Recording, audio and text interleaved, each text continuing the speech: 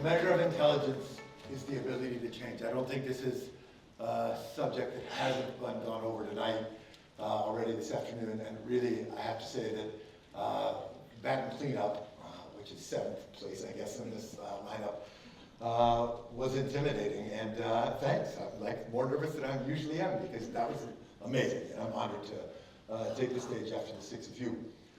Okay? So my conversation today is going to share with you what chefs do in order to get way better at doing the specific thing. We've heard a lot of conversation today about leading at the top, right? I'm listening to George talk about getting better as an athlete, and Diane the same.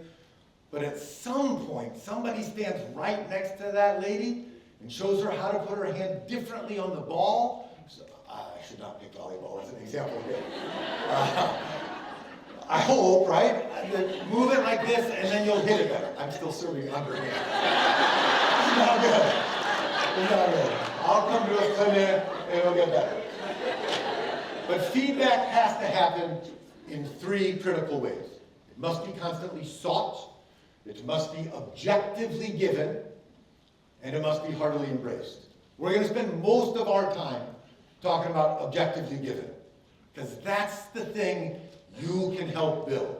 But at constantly sought, if you don't see that your job as the leader is about helping people become seekers of this feedback, not about giving people the feedback. I'm down that sometimes, we heard it earlier, right? Megan was talking about, no, sometimes you gotta be honest and you gotta tell them. But that conversation goes way better when they ask for it.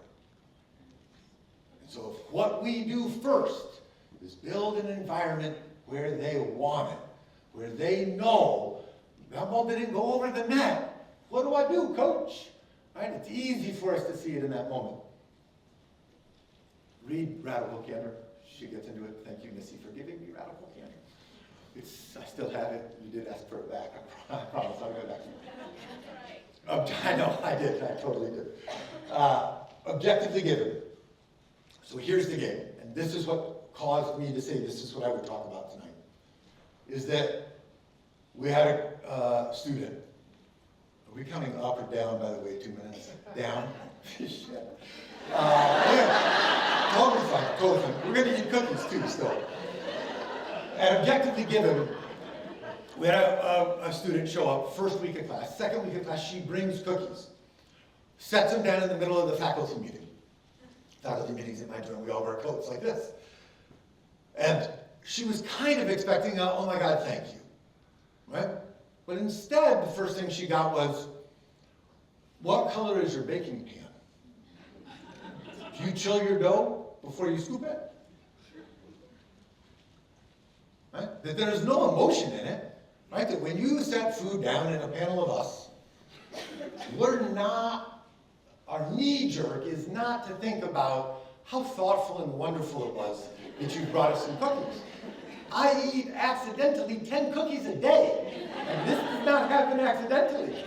Like, in my life today, I walk through and eat some German chocolate cake as I'm taking a kid on a tour. Like, it's over and over and over again.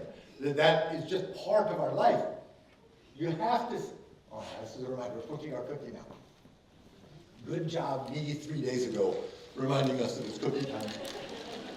Okay, so here's the game, right? When you're doing this, objectively given means you do 3 things. It means that you focus on gathering objective input. You engage your senses. You avoid judgment and comparison, and you commit to mutually exclusive descriptions and ratings. In this world, our senses do us a great deal of help. We don't need to know any language to evaluate this. We can talk first. So this sheet right here is how we teach tasting, bad word. How we teach sensory evaluation. Right? We look for one thing we hear. What'd you hear? I certainly heard this all over the world. Right? And then we look for two things we smell. What do you smell? Yes, you smell something that smells like chocolate. You don't know the chemical definition of chocolate, right? You can taste 5 chemicals, right? Sweet, sour, salty, savory in this case. Sweet, sour, salty, bitter, and umami. How many things can you smell? A lot, 20,000. So we use words like when we say, this smells like vanilla, like chocolate, like toasty bread. But we use like in every one of those cases. That doesn't matter. I'm not trying to teach you what the essential elements of a cookie are. I'm trying to tell you that no matter what, when you don't understand it, when it's too big for your language, you lean on your prejudice. When you say like chocolate, what does it mean you've done before? Right? Anytime that happens, your alarm bells should go off and say, I am bringing some to this party that maybe not everybody else is going to be able to say. Right? That happens more on, if we had something more unique than a chocolate chip cookie. Right? If I showed up with ackee stew, you'd be like, oh, that smells like the Caribbean, maybe? I don't know what that smells like. Right? Okay. 3 things it looks like. 4 things it feels like. What does a cookie feel like? Too cold is what this cookie feels like. But soft, crispy, warm, chewy, gooey, all those things. I'm bringing it up now because I want you to think about the idea that the language needs to be mutually exclusive. Sometimes when we talk about smell, we say, ooh, that smells sweet. If you're going to yield to the idea that you're going to share common language with the people you're giving feedback to, it's got to be specific. And things don't smell sweet. They taste sweet. The same way you can't stick your finger in your coffee and go, it's bitter. Right? What's really gross is flies can. Right? We know that taste is specialized taste receptors, in our case, landed on our tongue.